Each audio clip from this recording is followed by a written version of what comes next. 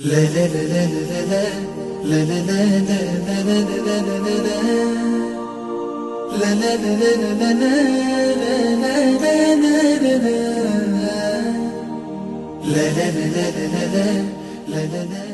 و نصلی علی رسول الکریم، اما بعد۔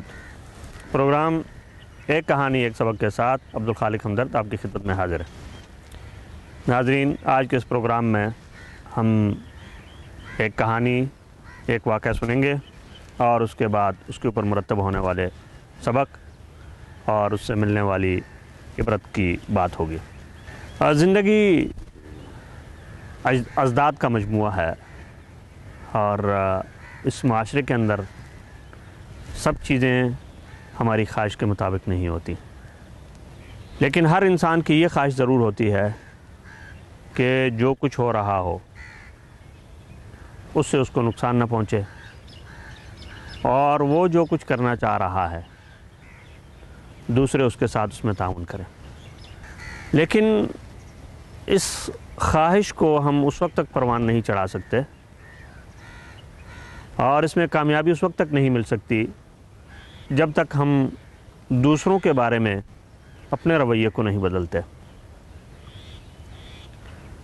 کیونکہ دوسروں سے عام طور پر ہمیں وہی رویہ ملتا ہے جیسا ہم ان کے ساتھ برتاؤ کرتے ہیں۔ اور آپ دیکھتے ہیں کہ کبھی بھی انسان نفرت کے مقابلے میں محبت حاصل نہیں کر سکتا، خود غرضی کے مقابلے میں خلوص نہیں حاصل کر سکتا، دوسروں کو نقصان پہنچا کے فائدہ نہیں حاصل کر سکتا۔ تو یہ ساری چیزیں کیا ہیں؟ آئیے ہم یہ واقعہ آپ کو سناتے ہیں اور اس کے بعد اس کے اوپر بات کرتے ہیں۔ کہتے ہیں کہ ایک باپ اور بیٹا شہر سے باہر کسی پہاڑی علاقے میں سیر کے لیے گئے، اور جاتے جاتے ایک جگہ جا کر بچہ پتھر سے پھسلا اور گر گیا۔ تو اس کے گھٹنے میں چوٹ آ گئی اور اس چوٹ کی شدت کی وجہ سے اس نے ایک چیخ ماری۔ تو وہ حیران رہ گیا، اس کی چیخ کی آواز واپس آ گئی، جیسے وہ چیخا تھا ویسی ہی چیخ اس نے سنی۔ اب بچے کے تجسس میں اضافہ ہوا کہ میں گرا ہوں، مجھے چوٹ لگی ہے، میں نے چیخ ماری ہے، تو یہ دوسرا آدمی کون ہے جس کی چیخ میں سن رہا ہوں؟ اس نے کہا وہی کون؟ آگے سے آواز آئی کون؟ اب اس کو تھوڑا سا غصہ آیا، تو اس نے کہا تم کون؟ آگے سے پھر وہی واپس آ رہی ہے آواز تم کون؟ بچے کو اور غصہ آیا، انہوں نے کہا میں پوچھتا ہوں تم کون ہو؟ تو آواز آئی میں پوچھتا ہوں تم کون ہو؟ اس سے اس کے صبر کا پیمانہ لبریز ہو گیا کہ میرے ساتھ یہ کیا ہو رہا ہے، اور یہ کون آدمی ہے جو میری نقل اتار رہا ہے، اور کون ہے جو مجھے مزید جو ہے وہ تکلیف دینا چاہ رہا ہے۔ لیکن حیرت کے مارے وہ خاموش ہو گیا اور دیکھنے لگا کہ اب میرا باپ جو ہے نا وہ کیا کرے گا اس موقع کے اوپر۔ تو باپ نے جو پہلی آواز لگائی اس نے کہا میں آپ کا احترام کرتا ہوں۔ تو بچے نے آواز سنی کہ آگے سے پھر اسی طرح کی ایک اور آواز آ رہی جو کہ میں آپ کا احترام کرتا ہوں۔ پھر اس نے کہا کہ میں آپ کی قدر کرتا ہوں۔ آگے سے اسی طرح کی ایک اچھی آواز آئی کہ میں آپ کی قدر کرتا ہوں۔ پھر اس نے کہا آپ بہت اچھے ہیں، تو آگے سے آواز اسی طرح سے واپس آئی، انہوں نے کہا آپ بہت اچھے ہیں۔ اس کے بعد باپ خاموش ہو گیا۔ خاموش ہونے کے بعد اس نے اپنے بچے سے کہا بیٹا کہ یہ جو آواز تم نے واپس سنی اس کو ہم گونج کہتے ہیں،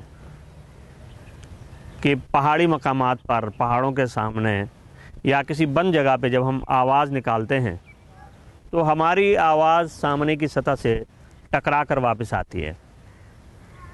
اس عمل کا نام اس نے کہا یہ گونج ہے.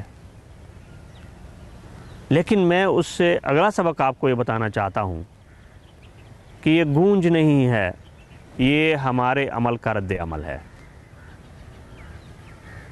نے کہا اور رد عمل کا مطلب یہ ہے کہ جیسا سلوک ہم کسی سے کریں گے ویسا برتاؤ وہ ہم سے کرے گا. اور اس کو بتایا کہ دیکھو جب تم نے آہستہ آواز دی تھی تو گونج آہستہ آئی تھی، پھر جب تم نے غصے سے کہا تو آگے سے بھی آواز غصے والی آئی، لیکن جب میں نے کہا میں آپ کا احترام کرتا ہوں تو سامنے سے اسی طرح کی آواز آئی. جب میں نے کہا میں آپ کی عزت کرتا ہوں سامنے سے اسی طرح کی آواز آئی. میں نے کہا آپ بہت اچھے ہیں تو سامنے سے اسی طرح کی آواز آئی. تو باپ نے پھر بیٹے سے کہا بیٹا یہ زندگی ہے، اور زندگی میں آپ کو وہی مل سکتا ہے جو آپ اپنے ہاتھوں سے بوتے ہیں. اور اردو کی مشہور مثال ہے کہ جو بویا ہے سو کاٹو. تو دوستو زندگی اسی طرح کی آواز اور اس کی گونج، یا دھوپ اور اس کا سایہ، اور یا عمل اور رد عمل، یہ سب چیزیں آپ کہہ سکتے ہیں کہ زندگی ان سب چیزوں کا مجموعہ ہے. آئیے ہم جائزہ لیں کہ ہم کس طرح کا عمل کرتے ہیں اور اس کی گونج کس طرح سے آتی ہے.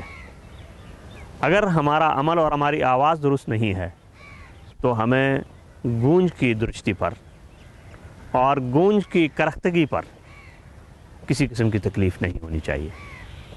کیوں؟ اس لیے کہ جو شخص خود کسی کے لیے اچھا نہیں سوچ سکتا اس کے لیے کوئی دوسرا بھی کبھی اچھا نہیں سوچے گا.